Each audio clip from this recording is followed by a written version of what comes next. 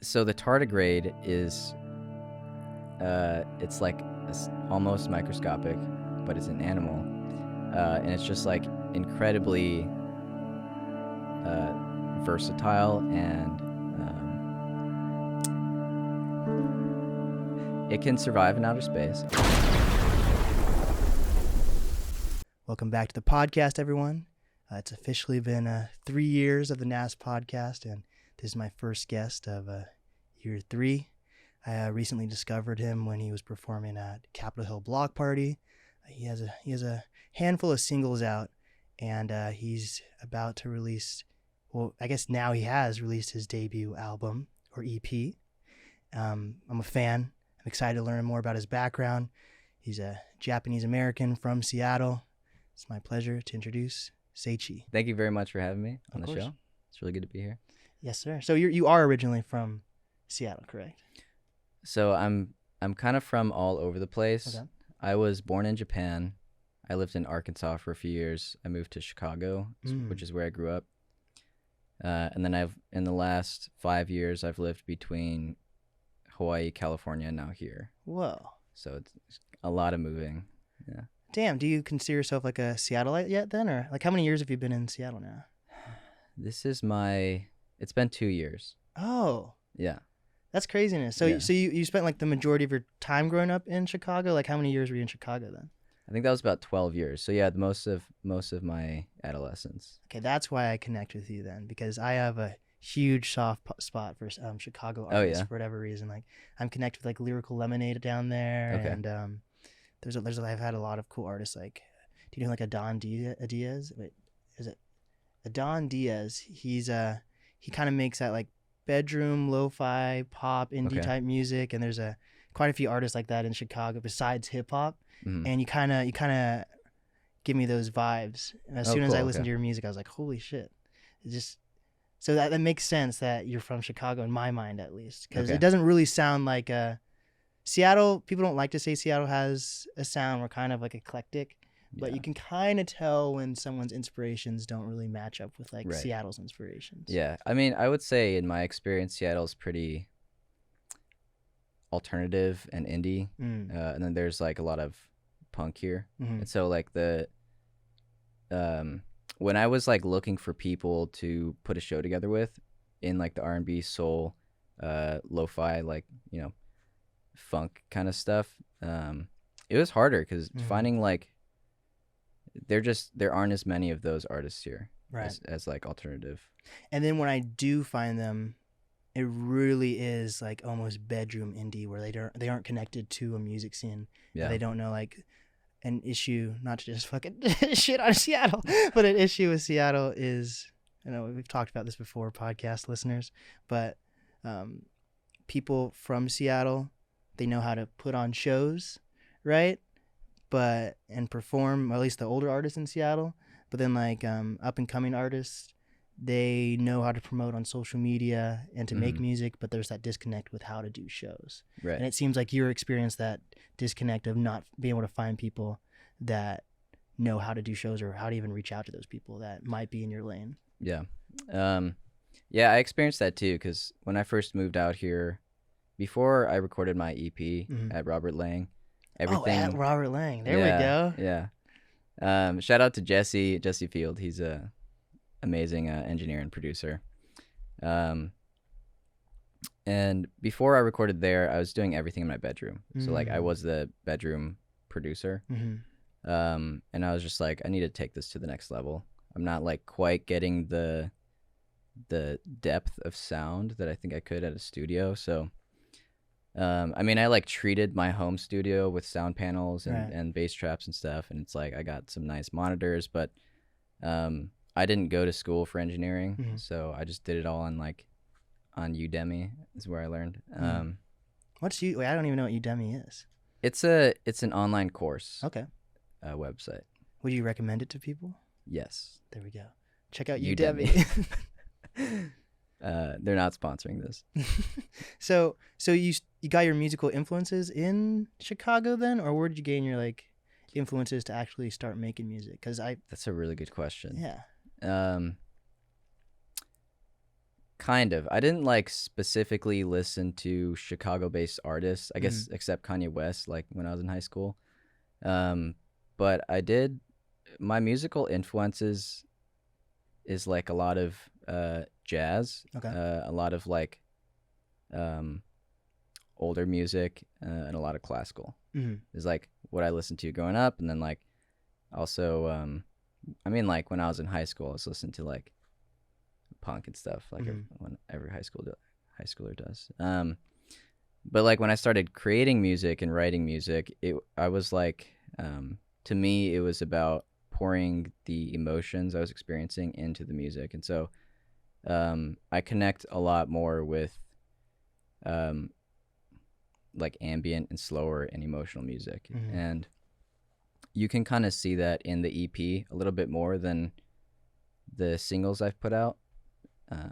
Yeah. Dude, I need to connect you with Aiden, and so there's Aiden Diaz and Henry Virus are both from Chicago. I think you'll really appreciate their sound. Cool. So what oh my gosh, why am I so tongue tied right now?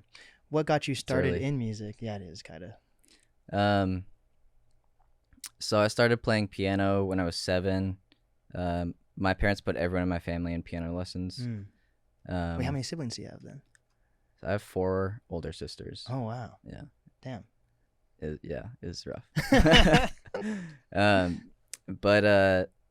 Yeah. So I started playing piano when I was 7. Did that for like a few years. I was like total quitter growing up. And then I started taking drum lessons before freshman year of high school. And then I tried out for the drum line, and like I hadn't been taking lessons long enough, so it's hard for me to read the music sheets.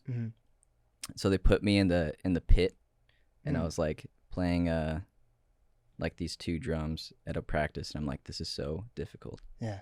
And then so I quit again, and so I started writing. Started like picking up guitar because my sisters just had guitars laying around.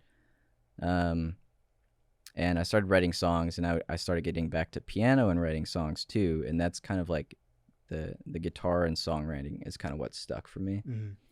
But I'm glad that I have, I kind of established like I'm like a jack of all trades where I can do everything a little bit. Yeah.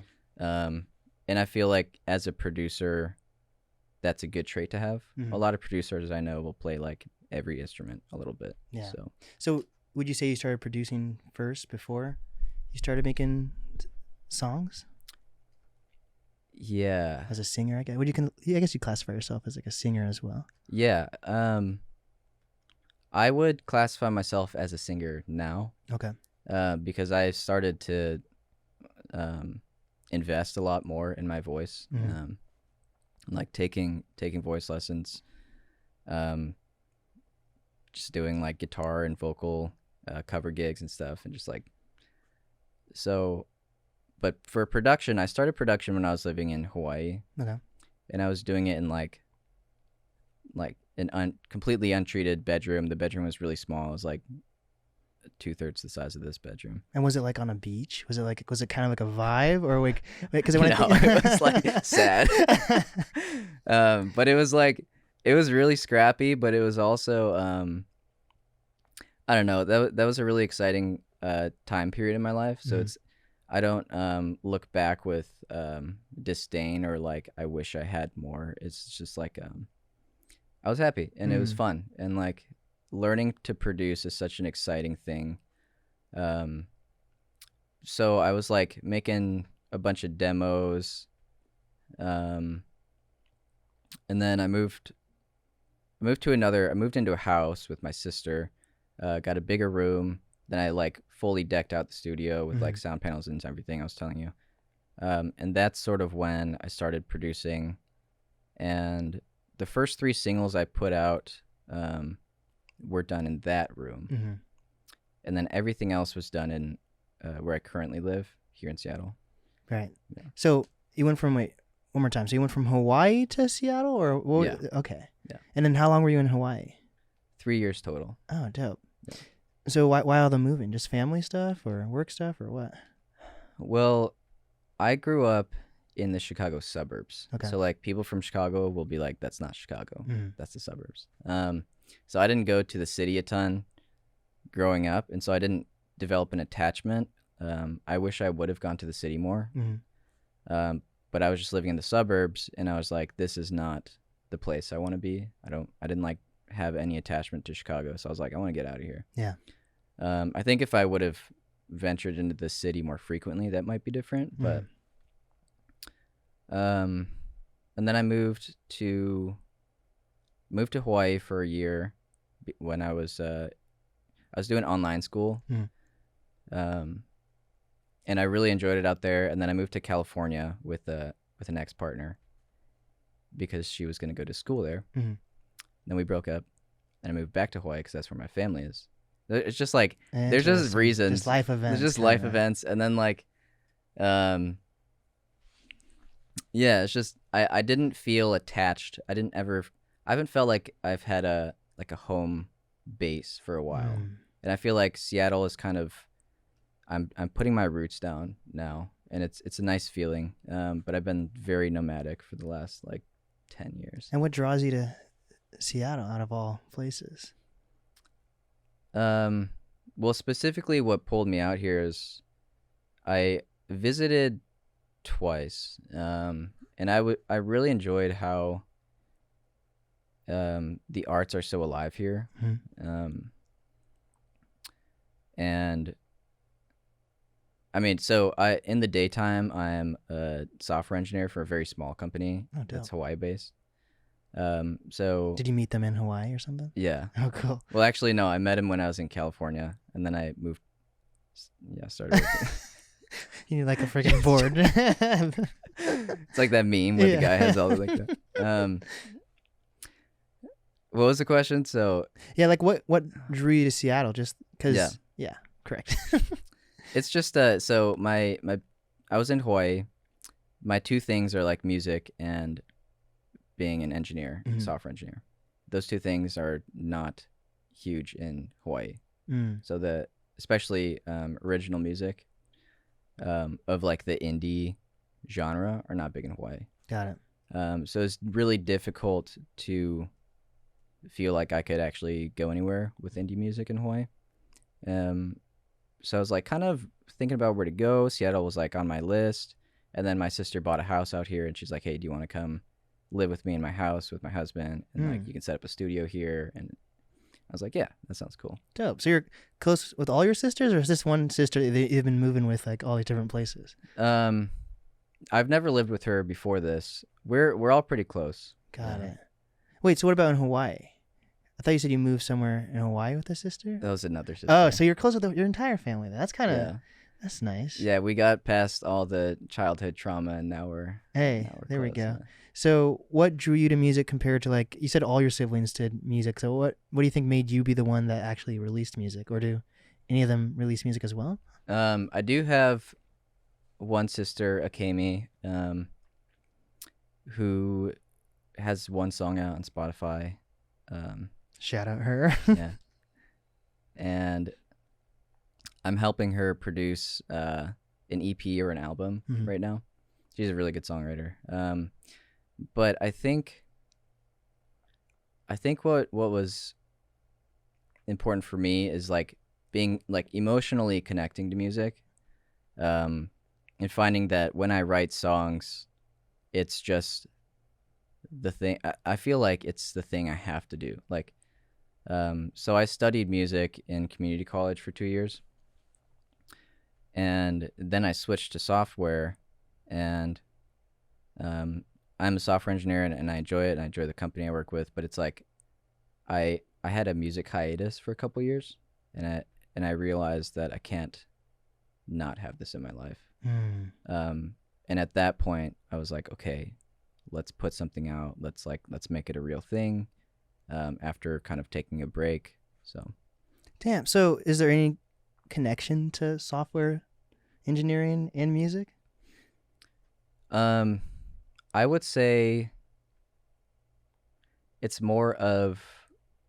So I work for a startup company. It's really small. When I joined, I think I was the 4th employee. And it's more of like the connection between a startup and being an artist, because you have to constantly be developing new ideas as an artist, new ways to promote yourself, you have to be like creating new connections constantly. It's more of like that's a much stronger connection between the two things I do, right? Than like I did put my own website together. I did like there's not so much of a like I'm not like a Google search engine optimization expert or something. Oh, like that, SEO type stuff. Yeah. So Got like the tech and the music kind of overlaps, but it's more so the startup life and the music right overlap. I can connect with that. Like, so one of the first things you said was you didn't feel like you had an attachment to Chicago, and then that kind of compelled you to leave. Mm-hmm. When I was going through school in Seattle, I probably lived only like 5 minutes outside of Seattle. It's just the bridge, and then you're in Seattle. Mm-hmm. But growing up, I never felt an attachment to Seattle until I graduated high school and started joining the Seattle music scene. And that's kind of what kept me in Seattle, because I was ready to move to like fucking Virginia. I was like, I'm getting as far away from here as possible. So I can relate to you on that level. And then on the startup level, I connect with that a lot too. So before the pandemic, I did work in radio, but after I left radio, I worked at a startup company, at a produce company. And I just liked that it was a startup. It wasn't that I was too connected to fucking produce. And then, COVID hit. And then I connected with this podcast studio, and now like I manage it and run it and have clients. And podcasting in Seattle is still pretty new. I was kind of telling you about like there's like NPR type podcasts that are connected to bigger organizations, but like smaller podcasts aren't really a thing in Seattle as much yet. So this studio is really kind of like a startup space in Seattle. You will find, just like how you probably, I don't know, we'll talk about how you connected with Robert, but I'm guessing you might have probably like looked up studios near me or whatever. So if you look up podcast studios near me, you're going to find, I always forget the term. I think it's lock and key or something, where you just like pay for a time and then you just go into an empty space that might have gear. This is the only studio in Seattle that comes with a podcast engineer or podcast producer. So nice. It's a total startup type deal. Yeah. So I can connect with you on those types of things. That's more of a similar model to like a recording studio as well. Like it typically comes with an engineer. Yeah, you mentioned Robert Lang, so it was just like studios in Seattle, and then I called around a couple. I looked at who had been there in the past, and Robert Lang just has like insane pedigree across a lot of different genres too. So I met with Jesse, the engineer, and it just seemed like a great fit. It's a really cool studio too. I haven't been yet. I need to have him on the podcast though. Yeah. That's so. So when you work with him, are they just engineering, or do they produce for you as well, or are you producing most of your music? And name your EP again. What is it called? It's called Felix Culpa. How do you spell that even? Felix, Felix, Culpa, Culpa. And we'll get into the meaning. Okay. But so like, did you produce this project, or did you work with Robert and those guys to produce it? And then like how did that teamwork come to be? So Robert owns the studio, and he does like all the maintenance in the studio and all the planning and etc. I haven't talked to him that much about it, so I'll stop there. But Jesse is the one that was helping me record the whole thing. And then after we got the stems, he was helping me edit. So that's kind of like the extent of the production that was happening, is a lot of editing. And then we sent it off to KT people who mixed it. It was a very like live workflow, whereas I mean, and what I mean by that is there was a lot happening as it was moving through the production stages. Like a lot of back and forth collaboration. One thing I learned from this EP is I think next time I will take the recordings, do a bunch of stuff myself, just to like to save time, get things done a little quicker, but also like put more grit into everything. That's cool. You can see that though, because Yeah. that is something. Do you feel like you're connected to a community yet? Because I feel like that's almost something. Not trying. I don't know how I don't know how this is gonna come across, but that is, even though I don't personally release music, that is something I hear from like artists who have been doing it for a while. They're like, we go to the studio if we're paying for it at the last part of the finish line. Yeah. Versus if we can do a lot of the stuff on our own, because it saves us time and money. You know. So that's the smart way to do it. Yeah. For sure. But like for you, do you feel like whether it was in Hawaii or Chicago, and now here, do you feel like you've been part of a music scene or a community yet, or do you feel like you're still trying to find those people? I definitely feel like I am here. I mean, I've met like tons of musicians and artists out here, and like I think playing at Block Party kind of solidifies the fact that like I'm part of the Seattle music scene, you know. But actually, one funny thing I did to like sneak into the scene here when I was still living in Hawaii, this is kind of like I'm exposing my my trade secrets, but I added a bunch of people on Instagram, a bunch of artists out here when I was living in Hawaii, and then by the time I got out here, I was already like acquainted with like 100 people on Instagram. That's a smart way to go about it, though. I feel like it worked. It totally worked, and then they like some of them started inviting me to shows. So one thing led to another, and I'm very glad I did that. It was a little sneaky, but it worked. And what type of artists are you mostly connecting with right now? Is it pop, hip hop, bands? Yeah, I'm trying to connect more with the pop and hip hop and like bedroom pop type of bands versus like the alternative. That's kind of what I was playing with a lot, because that's like what, like I said earlier, that's what it seems like a lot of Seattle is. It's like alternative, indie, punk. And so like that's kind of what I was doing earlier, but now I'm like finding my niche here, and it feels good. That's cool. So back to like the software engineering, there's a weird thing, I guess not weird. Weird's a filler word for this. Seattle artists and like tech in Seattle kind of like butt heads, and they feel like they don't need each other, when if they did coexist together, you know, we'd have more artists that are successful. In turn, it would help the like, imagine if Amazon was using Seattle artists to promote like ads or something, like the background music or whatever it is, right?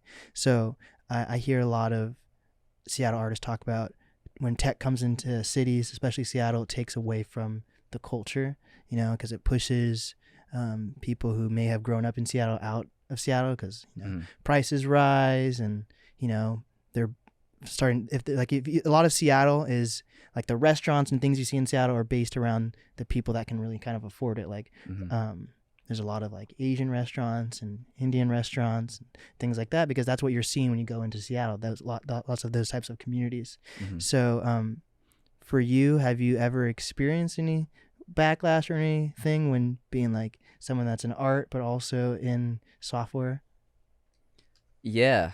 I was talking to a bartender one time, and we were kind of having a back and forth that was I thought it was a discussion, but he thought it was an argument. And he's like, what do you do? And I'm like, he's like, you're a software engineer, aren't you? I'm like, what does that mean?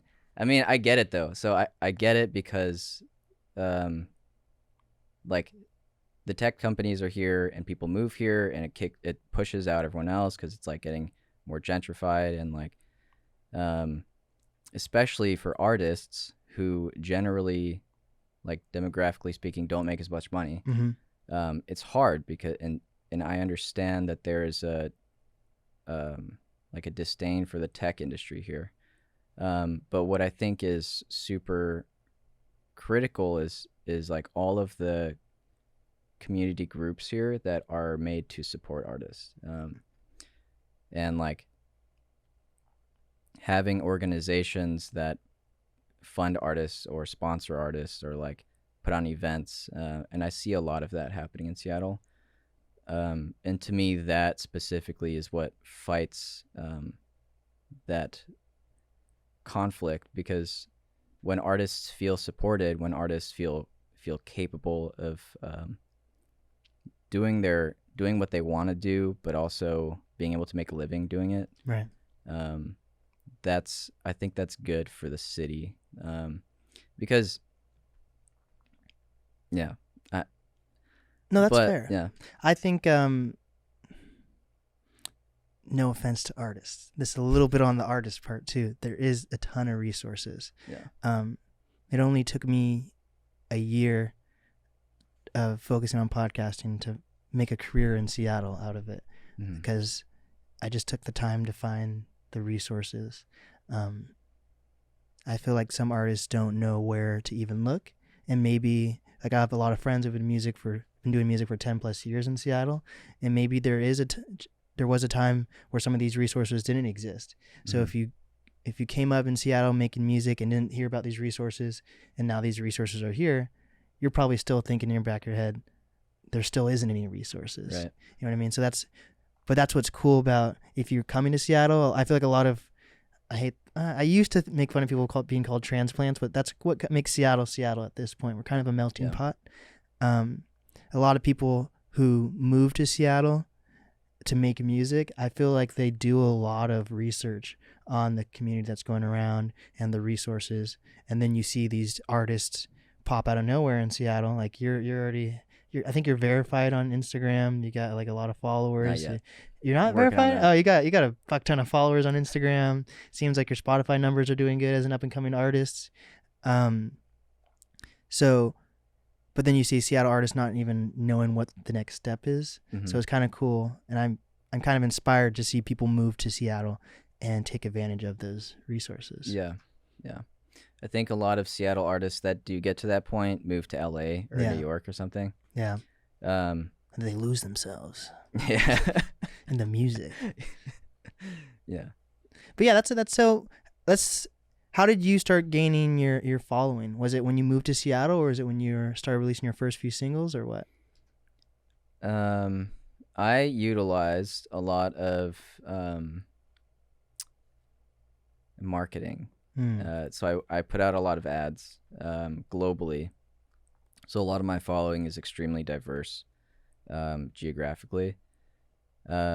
Seattle following specifically, just by playing lots of small shows with other bands, connecting with other artists here, especially recently. It's like I would say it's grown more recently in the last few months than it has in the last year and a half. So yeah, because it was fucking COVID. That too. What was that like, moving to fucking Seattle during like the heat of COVID? It was super weird. Like getting here and having to quarantine, and like all the stores are closed. It's like it was like a ghost town, and so it's like I moved here, had like half of the Seattle experience, like, and then everything opened up, and then I had the other half. And so it's like a super weird time to move to a new city. It's like a tiered kind of experience. Yeah, that is kind of weird. So by the way, like, what type of software do you develop or engineer? I don't know if that's a question people ask, because I just hear people say, but like if you say you're like a musician, you know, then you're able to break down what type of musician. Genre. But whenever what genre of software? Yeah, I guess. It's for a really small energy company. Okay. So we make the appliances in your home that are not smart. We make them smart. Oh, by shit. controlling them with software. That's dope, though. Yeah. Damn. So then how'd you get into software engineering? Like, you went to school for that? You went to community college, and is that how you got into that, or? I went to community college for music, and so that's where I was studying jazz. And then because of life, I switched to engineering. I grew up really poor, and it was really important to me at the time to make sure that I get out of like the lower class and up, get out of the class I was in the long term. And so I was like, okay, music doesn't guarantee that. So I want to do something that guarantees that. And so I was like thinking about what to do. And engineering has a lot of, especially software engineering, it has a lot of flexibility. Right. And my current job is it fits so perfectly with music. I can like pick up night hours because I work remotely too. So I can work at night, work on the weekends. I can do music during the daytime if I need to. Yeah. That's super cool. I actually have a lot of friends because, we're in a tech city that are currently in college at UW for, software engineering. And I got to say, there's quite a few handful of people that I know when I ask them like what their dream job is, they say music, but they're in software engineering. So I feel like software engineering is one of those types of jobs though, that like some of my friends are just getting crazy contracts like right out of college, so I feel like it is one of those jobs that affords you flexibility, like financially as well. So you do see software engineers maybe pick up an instrument or start releasing music or focus on marketing. Like one of my clients, he's a software engineer and he's putting that money into him creating a podcast, so it is kind of cool to see that, sometimes an art like that artist grind is, if it was ever successful, it's definitely not that successful in 2022. That is super, super hard. Even though, there's TikTok and all that stuff, it's still super hard to become famous overnight. You know what I mean? Yeah. So, I don't think there's anything wrong with being a software engineer and then using that to... Thank you very much. Yeah. You know what I mean? Hell yeah. So, yeah, that's that. So let's talk about your new project. Why now? Why now is it released? Why now? Yeah, why now? I wrote a collection of songs last spring that all kind of fit together. I feel like everything else I've put out, it's not super cohesive. So this collection of songs, I was like, okay, they all fit together. It's about time to put out a collection of work rather than like singles. So that's kind of why I started working on it. And then I think in February I got into the studio. It's been like a very long, somewhat drawn out process of getting all the songs ready.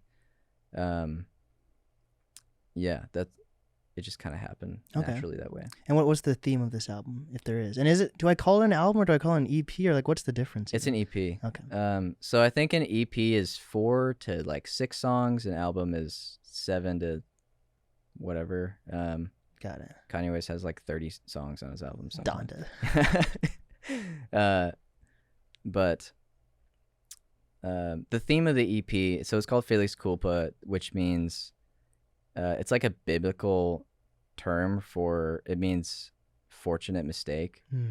And the way that I'm using is like pretty antithetical to the biblical meaning of it. And so I feel like I should have said this earlier, but I was married at the age of 19 for 5 years. And so after getting divorced, which I'm now I'm not single anymore. I was about to say, ladies. I'm a divorcee. And I feel like that's a whole can of worms for the next one. Yeah. But there were a few trysts and like romances that happened after getting divorced, and that's what the songs are about. And so looking back on those things, like coming from being married as a young adult, I feel like it I was like so naive to the dating scene. Yeah. So it was like really quick to fall in love and stuff like that. But I don't regret any of those things. Like they were all incredibly shaping. and so they were all like happy mistakes that I made. Yeah. But it's fortunate mistakes. Yeah, exactly. There you go. Damn, that's crazy. But that gives you a lot of content to work with. Yeah. Damn. Yeah, it does. It does. And on your, I saw this on your Instagram. Shout out your Instagram real quick. Oh, yeah, my Instagram is seiichi.music. Seiichi is spelled Seiichi. There we go. You said what's your favorite animal? It's not a caterpillar. Tardigrade. Tardigrade. Yeah. And that's on the merch at least, and that's your album cover as well. Yeah. So why is it? And break down what a tardigrade is, and why is that your favorite animal, and why is it on your cover art? So, it's on a poster. It's not the cover art, but it's on an art collaboration that I did with my sister, also a local Seattle artist named Coco Nana, KOKONANA. She does a lot of pop-up art shows at exhibitions here. So the tardigrade is it's like almost microscopic, but it's an animal, and it's just like incredibly versatile, and it can survive in outer space. Like I put all these things on my Instagram because when people see the poster, whenever people see like I have a sticker of a tardigrade, they're always like, "Is that a caterpillar?" And it's like, "No, it's not a caterpillar. How dare you?" But yeah, they're able to withstand like extreme temperatures, and I love how hardy they are, and they're just very fascinating animals. And when did you first discover the tardigrade? This is I've never seen one because I don't know if you can see them maybe on a documentary, but not in real life. Yeah, I learned about them I think like 5 years ago or something. Oh, maybe. Well, I'm guessing like if you're in science class, you can maybe look at one in a microscope. Could. Yeah. And are they good though, or do they like fuck you up? No, they don't fuck you up. They just like eat bacteria. Okay. Yeah. It kind of looks like a Pokemon when you took a picture. It does. Yeah. They're like little like fluffy little bear looking things. Tardigrade, I choose you. I'm dead. So let's talk about your album release show. It's at Royal Room. Who's performing with you, and what can people expect when they show up? Well, first the Royal Room is just like such a great venue for sound specifically, and I picked it because it's I want like an active listening environment for my show. It's like having people dance and groove to your music is one thing, and then having people actively listen is another thing. That's what I wanted. So supporting me is going to be Sapphire City. They're 2 female R&B act, and then the next group is called Babylon the Babel. Sapphire City introduced me to them. Another they do like crossover electronic and R&B, so you can expect really chill, dope R&B soul type of show, which I feel like you don't see a lot here in Seattle. Right. So I feel like it's going to be a pretty unique experience. Hell yeah. I'm excited because I've never heard of either of those artists. Hey, my speech is getting better the longer we go on, you know. 3rd year. Gotta do some tongue twisters. Yeah. So, yeah, like I said, I haven't heard any of those artists, which isn't a knock whatsoever. I'm just excited to see them because I'll be there, guys. That's what's so cool. Like seriously, like you go, like if you're a new artist, you come into Seattle and you form your own community. You know, there's just so many different types of pockets and genres in Seattle. It's really cool. But like I said, you seem different than a Seattle artist, which isn't a bad thing. It's cool to in a city where everyone kind of stands out, to stand out on your own as well. Like you can tell you're not from Seattle is kind of a cool thing too. Okay. So I'm excited to continue to work with you. You're a cool dude. Likewise. What is some advice that you have for up and coming artists, creators, influencers? I feel like I'm constantly learning as I go. Advice. I'm trying to receive the advice at this point. No. I would say the most important thing is being honest with yourself, being honest with where you're talented and where you're not talented. And if you're passionate about writing songs, or if you're passionate about singing, but like you're stronger at one of those things, go with that thing and find someone to help you do the other things, whether it's like training you or whether it's producing for you. I think like I've learned a lot in that way, where I was like trying to do too many things, and it slowed me down a lot. Yeah. And I think the people you see shine are people who are really good at something, especially in music. And it's not like you got to only do one thing ever, but it's like, it's what I would say is be honest about what you're good at so that you can be really good at that thing. Yeah. And then like be honest with what you're bad at so that you can find other people to help complement you in that way. You need a community, and that sounds like you're talking about a community. Yeah. Honestly, we need the hunters, the gatherers, the wizards, and whoever, whatever type of community that, but yeah, 100%. That's some good advice. I have to say, I'm someone who tries to do everything, and it kills me eventually. Well, not eventually, it kills me all the time. That's why I took that 2-week hiatus. Sorry for not releasing episodes in 2 weeks. I kind of needed that break, because I swear, man, as soon as I start podcasting again, I blink, 5 months has gone by. It's a crazy lifestyle. Mm-hmm. But I'm happy that you're the first of year 3. Yeah. Excited to hear your album and go to your show. Once again, what's the easiest way for people to reach you? That's going to be Instagram. I gave you the handle Seiichi.music. You can find me on Spotify, wherever you stream music. Seiichi, Seiichi. Yeah. There we go. This has been the NAST podcast with Seiichi. And we did it.